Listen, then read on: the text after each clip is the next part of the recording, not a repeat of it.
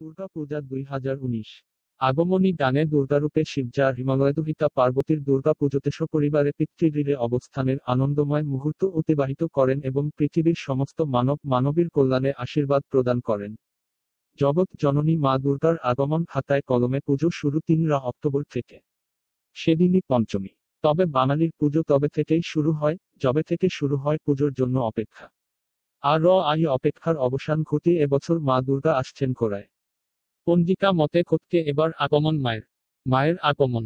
ঘোড়ায় আগমন হলে তার ফল কি? প্রতিবারই কোনো না কোনো বাহনে মর্ত্যে আগমন ও মর্ত্য থেকে গমন হয় মা দুর্গার। এমনই মতো শাস্ত্রজ্ঞদের। আর ঐতিহ্য পরম্পরা মেনে সেই বাহনের বিচারে ভবিষ্যৎবাণী করা হয় যে মায়ের গমন ও আগমনে কি ফল উঠে আসতে চলেছে। ঘোড়ায় মায়ের আগমন মানেই হল ফল ছত্রভঙ্গ। তাতে সমস্ত কিছু ওলট পালট হওয়ার সম্ভাবনা রয়েছে। পণ্ডিতদের দাবি, এই ঘোড়ায় আগমন শুভ নয়।